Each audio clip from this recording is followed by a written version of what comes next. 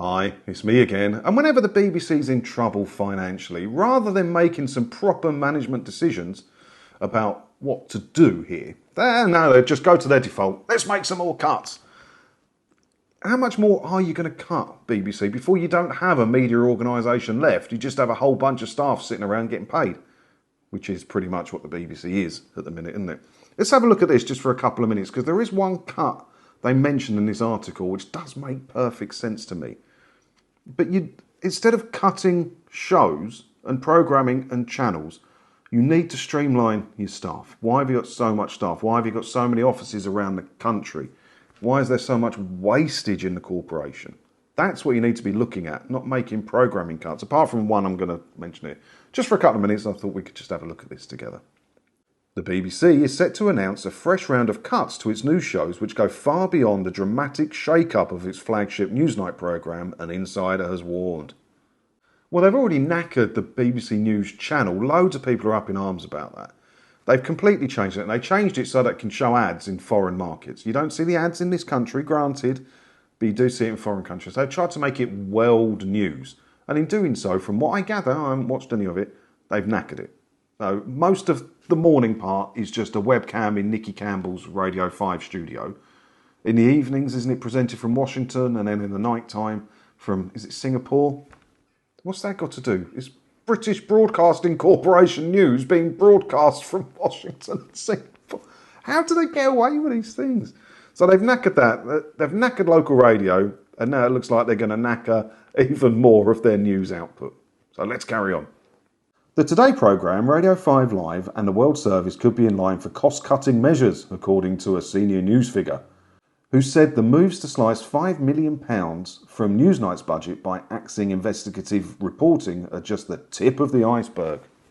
With the licence fee freeze forcing bosses to make changes, they said it's not just Newsnight. We are braced for a big announcement in October with more cuts. Despite merging its domestic and international news channels this year, the news department needs further cuts to meet a BBC annual savings target of £400 million.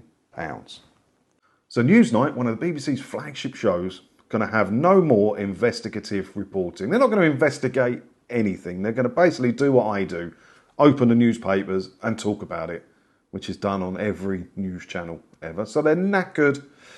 They're knackering that. They're going to cut the Today programme, which from what I gather, I haven't listened to it myself, is quite a popular thing on Radio 5, but that's going, and cuts to the World Service, which I find interesting, right? So it says here they've got to save £400 million from news. Now, how much is coming in from the commercialisation of the BBC News channel in other markets? Is that going to feed back in? No, of course it's not. Of course it's not, is it? Because that commercial BBC News channel that they've got now goes through BBC Studios, which is a commercial company, not through the part of the BBC you pay your licence fee to. The whole thing's a massive scam and a con.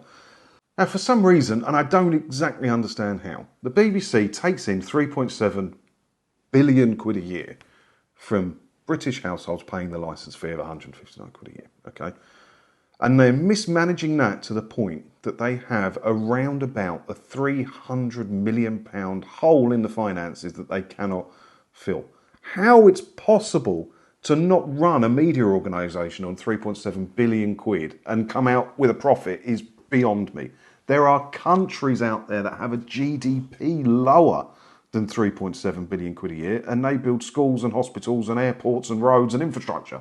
But the BBC can't make radio programmes, news programmes and the odd comedy that people want to watch on 3.7 billion quid a year. It makes no sense at all. But the point I'm trying to make here is that the £300 million black hole in their finances is the same sort of figure that it costs to run the World Service. There you go then.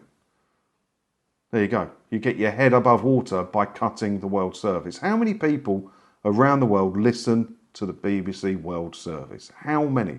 And how many of those couldn't just access BBC News on a phone or some internet connection? Why do you need the BBC World Service, apart from spreading government propaganda around the world, obviously? But if the government want to do that, let them fund the World Service. I think they do chip in a bit. I think it is split.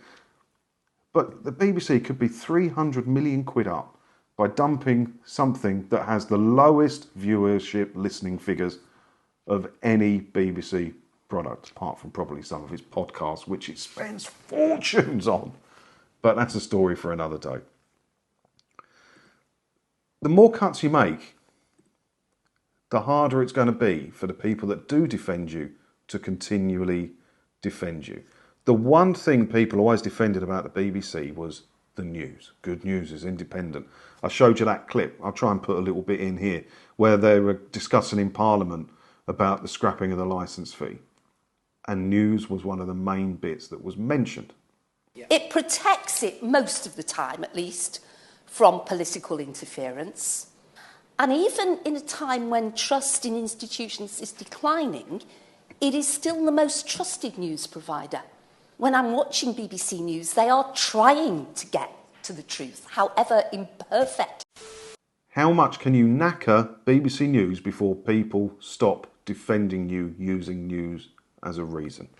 You know, wasn't it last week or so that GB News it outgunned every other news channel in the country for the first time, didn't it? At all time slots, was it? I swear I read that somewhere. They're coming for you, BBC News. And the more cuts you make, the worse your service is going to be, the less viewers you get, the less money you get. Be careful. Yeah, it does say here that in March, the government awarded a one-off payment of £20 million to the World Service to protect its language services and help it fight disinformation around the world. There you go. That's exactly what I said, right? The government should fund, if the government want to put their propaganda around the world, they should pay to do so. Why is it the BBC's problem? All right, the BBC need to do them a favour so they can keep their licence fee. I don't know. Let me know what you think about it all down in the comments below. And as always, thanks for watching. Hit the buttons below, all of that stuff. And with any luck, I'll see you in another video again soon, won't I? Ta-da.